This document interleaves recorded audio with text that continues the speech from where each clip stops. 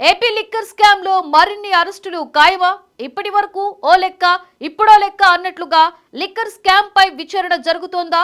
ED entry ఇవ్వడంతో ఈ కేసులో ప్రమేయం ఉన్న పెద్ద తలకాయలు వణికిపోతున్నాయా?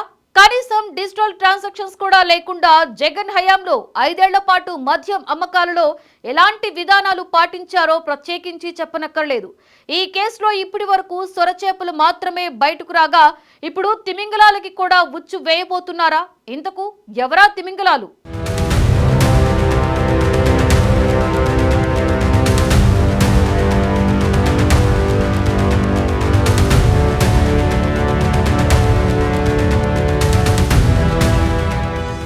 ఏపీ లిక్కర్ స్కామ్లో కీలక పరిణామం చోటు చేసుకుంది. ఈడీ కేసుకు రంగం సిద్ధమైంది. ఇప్పటికీ సిఐడి సిట్ దర్యాప్తు చేస్తున్న కేసులకు సంబంధించి పూర్తి వివరాలు ఇవ్వాలని ఈడీ లేఖ రాసింది. నిందితులను విచారించడానికి విజయవాడ సిపి అనుమతి కోరుతూ లేఖ రాసింది. ఎస్ఐఆర్తో పాటు సీజ్ చేసిన బ్యాంక్ అకౌంట్ల వివరాలు, దర్యాప్తులో తేలిన నగదు లావాదేవీల వివరాలతో సహా మొత్తం వివరాలు అందించాలని ఈడీ కోరింది. పిఎంఎల్ఏ సెక్షన్ కింద కేసులు నమోదు చేయబోతున్నారు. ఏపీలో లిక్కర్ స్కామ్ బహిరంగంగా జరిగిన దోపిడీ అన్న విమర్శలున్నాయి. కేవలం నగదు లావాదేవీలు చేయడం ద్వారా మొత్తం స్కామ్ను నడిపించారు. అధికారికంగా అమ్మిన లిక్కర్కు తోడు అనధికారికంగా కూడా పెద్ద ఎత్తున అమ్మకాలు నిర్వహించి ఆ సొమ్మును జేబుల్లో వేసుకున్నారంటూ టీడీపీ గతంలో పెద్ద ఎత్తున విమర్శలు చేసింది. తయారీ, రవాణా, అమ్మకం సహా మొత్తం వైసీపీ నేతల గుప్పెట్లోనే సాగిపోయింది. దానికి ప్రభుత్వం ఆధ్వర్యంలో అనే పేరు పెట్టారు. ఈ వ్యవహారంలో సిఐడి సిట్ చాలా వరకు వివరాలు సేకరించింది. వరుసగా అరెస్టులు చేస్తోంది. పలువురిని అరెస్టు చేశారు. సూత్రధారి వద్దకు కేసు దర్యాప్తు వెళ్లడంతో ఉత్కంఠగా మారింది.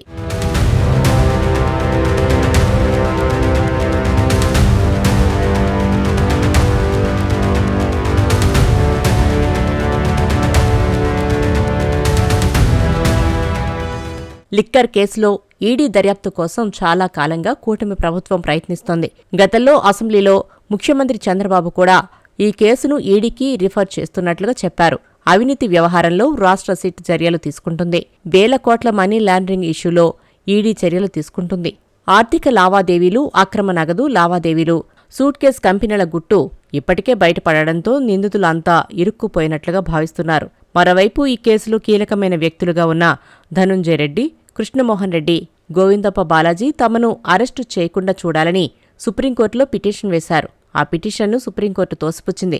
దీంతో వారి కోసం సిట్ వెతుకుతోంది. ఆ ముగ్గురు అజ్ఞాతంలోకి వెళ్లిపోయారు. వారిళ్లలో సిట్ అధికారులు సోదాలు నిర్వహిస్తున్నారు.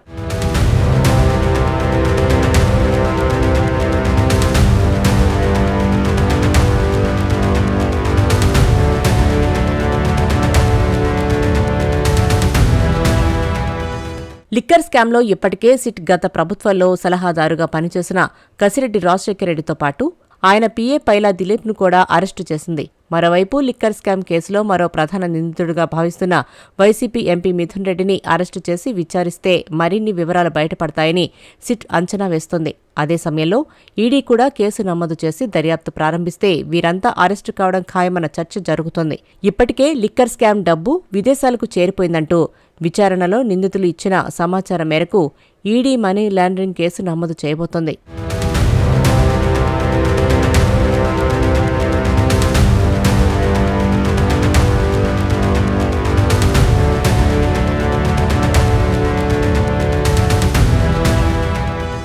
లిక్కర్ కుంభకోణంలో దాదాపు 3,200 కోట్ల రూపాయలకు పైగా నిధులు చేతులు మారాయని, మనీ లాండరింగ్ జరిగిందని ప్రత్యేక దర్యాప్తు బృందం భావిస్తోంది. దీనిలో అనేక మంది పాత్ర ఉందని, లిక్కర్ ద్వారా అందిన సొమ్ములు భారతీ సిమెంట్లో పనిచేస్తున్న బాలాజీ గోవిందప్ప ఇతర దేశాలకు తరలించారన్న వాదన బలంగా వినిపిస్తోంది. ఈ నేపథ్యంలో మొత్తం 3,000 కోట్లకు పైగా సొమ్ము ఎటు పోయింది, ఎవరి ఖాతాలోకి చేరిందనే విషయాలు కీలకంగా మారాయి.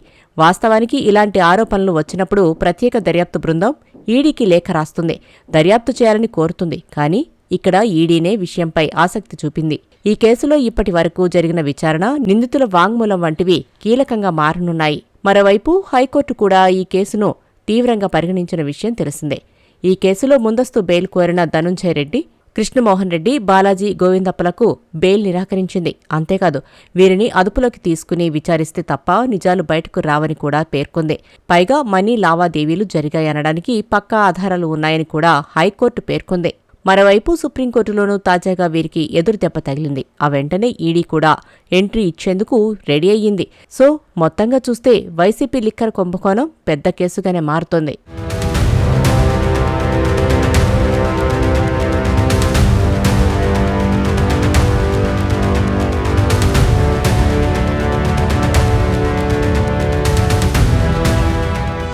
లిక్కర్ కుంభకోణంపై కూటమి సర్కార్ రాగానే ఫోకస్ చేసింది. పార్లమెంటు సమావేశాల్లో కూడా దీని గురించి పదే పదే ప్రస్తావిస్తోంది. దీనిపై కేంద్రం దృష్టి పెట్టి అసలు నిందితులను బయటకు తీయాలని పలుమార్లు ప్రస్తావించింది.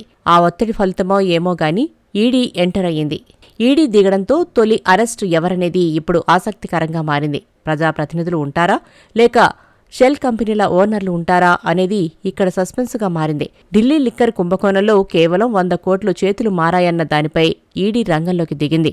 ఢిల్లీ ముఖ్యమంత్రి, డిప్యూటీ సీఎం, ఎంపీ పాలసీ మార్చిన కొందరు నేతలను సైతం అరెస్టు చేసింది ఈడీ. ఆ తర్వాత ఇదే కేసులో సీఐబీ దిగింది.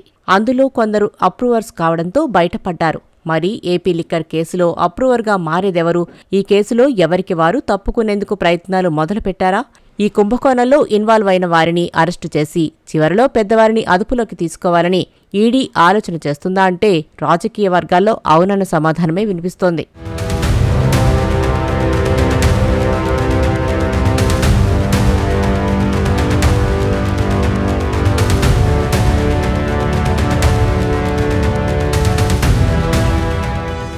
వైసీపీ హయాంలో జరిగిన కుంభకోణాల్లో ముఖ్యంగా చెప్పుకోవాల్సింది మద్యం కుంభకోణం. మందుబాబులకు చుక్కలు చూపించిన జగన్ రేట్లు పెంచేసి పిచ్చి మందు అమ్మారంటూ అనేక విమర్శలు వచ్చాయి. ఏపీలో వైసీపీ అధికారంలోకి వచ్చిన తర్వాత పూర్తిస్థాయిలో మద్యం పాలసీ మార్చేశారు. అన్ని దుకాణాలను ప్రభుత్వ పరిధిలోకి తీసుకువచ్చారు. దేశంలో దొరికే పాపులర్ బ్రాండ్లేమీ ఏపీలో దొరకలేదు. కొత్త కొత్త బ్రాండ్లు మాత్రమే అమ్మారు. అవన్నీ వైఎస్ జగన్, విజయసాయిరెడ్డి లాంటి వారి కనుసన్నల్లో స్వాధీనం చేసుకున్న డిస్టిలరీల్లో తయారు చేసి అమ్మారని ఆరోపిస్తూ వచ్చారు. ఆ మద్యమంతా కల్తీయేనని పలుమార్లు ఆందోళన సైతం నిర్వహించారు. తాము అధికారంలోకి రాగానే విచారణ చేయిస్తామని ప్రకటించారు. చెప్పినట్లే కూటమి ప్రభుత్వం వచ్చాక లిక్కర్ కుంభకోణంపై దృష్టి పెట్టింది.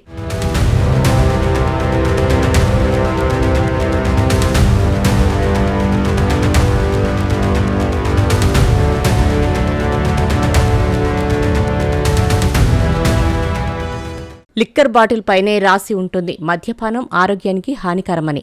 తాగేవాళ్లను ఎవరూ ఆపలేరు. అయితే గత జగన్ ప్రభుత్వంలో రేట్లు పెంచితే మద్యం తాగటం మానేస్తారంటూ విచ్చలవిడిగా రేట్లు పెంచేసిన పరిస్థితి మనందరికీ తెలిసిందే.